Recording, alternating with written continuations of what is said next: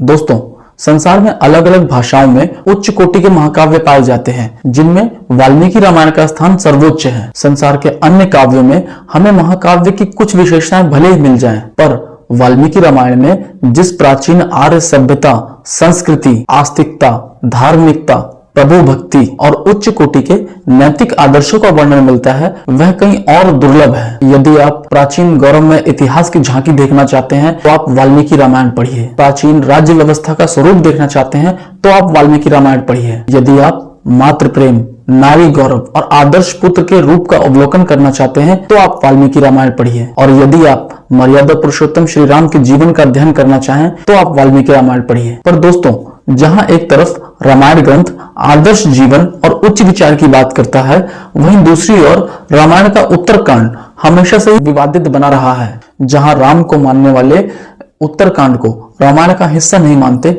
और इसे मानवकृत बताते हैं, वहीं सनातन धर्म पर उंगली उठाने वाले लोग इसे रामायण का हिस्सा बताने पर जोर देते हैं। आइए जानते हैं क्या है रामायण का उत्तरकांड और ये क्यों इतना विवादों में रहा, और तथ्यों के आधार पर परखने की कोशिश करते हैं क्या उत्तरकांड रामायण का हिस्सा है या नहीं।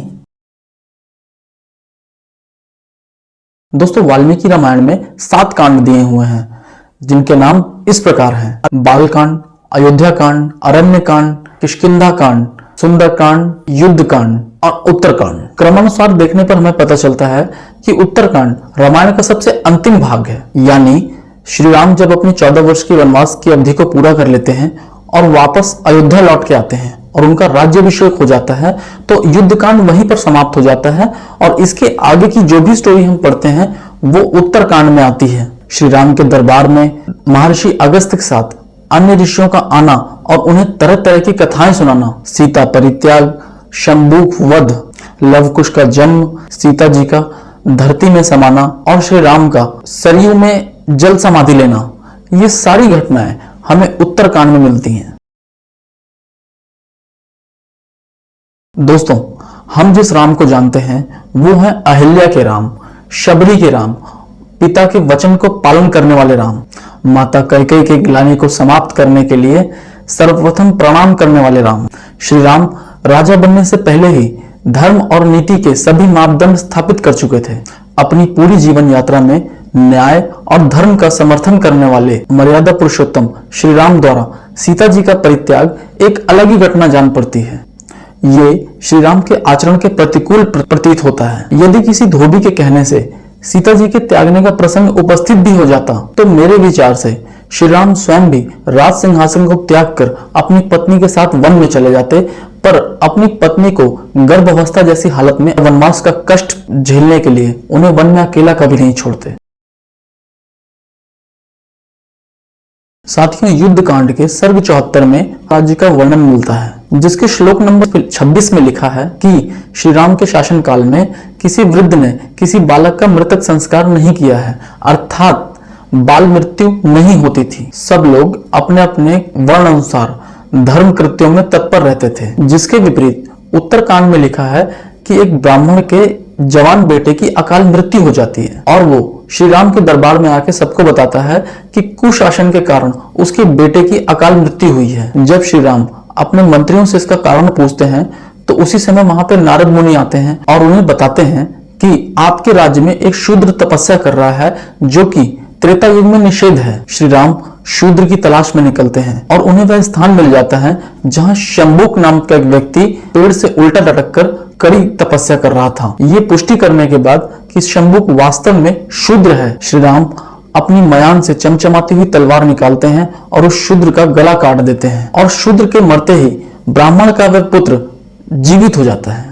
और इसीलिए साथियों, शंभूक वध भी उस राम के व्यक्तित्व और मर्यादा के अनुसार नहीं है, जिसने हमेशा वनवासियों और पीड़ितों के हित में आवाज उठाई, साथ ही न्याय और धर्म की मर्यादा की रक्षा की। दोस्तों, तीसरा और सबसे मुख्य कारण सामने आता है युद्ध कांड के सर्ग 74 के अंत में दी हुई फलश्रुति, जो कि किसी स्टोरी के अंत में हैप्पी एंडिंग का संदेश देता है। साथियों, फलश्रुति एक संस्कृत शब्द है जिसका अर्थ होता है सुनने का फल। ये फलश्रुति किसी भी ग्रंथ के अंत में आती है जिसमें उस ग्रंथ को पढ़ने के फायदे बताए जाते हैं। वाल्मीकि रामायण के युद्ध कांड के अंत में फलश्रुति का पाया जाना इस बात का सूचक है कि वाल्मीकि रामायण यहीं पे समाप्त हो जाती है, यानी कोई उत्तरकांड बना ही नहीं है। दोस्तों, रामायण के सुंदरकांड के सर्ग 52 में जब हनुमान जी लंका जाते हैं और अशोक वाटिका को नष्ट कर देते हैं और जब उन्हें बंदी बनाकर रावण के सामने प्रस्तुत किया जाता है तो रावण उनके वध का आदेश दे देता है और ये बात विभीषण जी को उचित नहीं जान पड़ती और वो रावण को रोकते हुए कहते हैं कि किसी दूत का वध करना शास्त्रों के अनुकूल नहीं है। साथ ही वे ये भी कहते हैं कि किसी दूत के वध के बारे में उन्होंने तो कभी सुना ही नहीं है। पर वहीं उत्तरकांड के 13वें सर्ग में जब रावण के इतिहास के बारे में बताते हैं तो वहां हमें पता चलता है कि रावण ने कुबेर जी की दूत के 2 टुकड़े कर दिए थे। अब समझने वाली बात यह है कि यदि ये घटना पहले ही इतिहास में हो चुकी है तो विभीषण जी को इसकी जानकारी क्यों नहीं है। और दोस्तों, इसी से पता चलता है कि उत्तरकांड रामायण के अन्य भागों से मैच नहीं करता। दोस्तों, इन्हीं सब तथ्यों के आधार पर यह कहने में कोई दो राय नहीं है कि वाल्मीकि रामायण का उत्तरकांड रामायण के अन्य भागों की तुलना में विरोधाभास प्रकट करता है, जिसके कारण ऐसा संदेह होता है कि वाल्मीकि रामायण में उत्तरकांड सिर्फ और सिर्फ श्री राम की छवि खराब करने के लिए जोड़ा गया है। दोस्तों, बहुत से स्कॉलर्स का यह भी मानना है कि वाल्मीकि रामायण का बालकांड महर्षि वाल्मीकि की कृति नहीं है और ये कांड बाद में जोड़ा गया है, पर यह धारणा भ्रम मात्र है। बालकांड में श्री राम पर ईश्वरत्व आरोपित करना या उन्हें नारायण का अवतार बताना निसंदेह वाल्मीकि की कृति नहीं है या उनकी लेखनी नहीं है, पर इस प्रक्षेप के कारण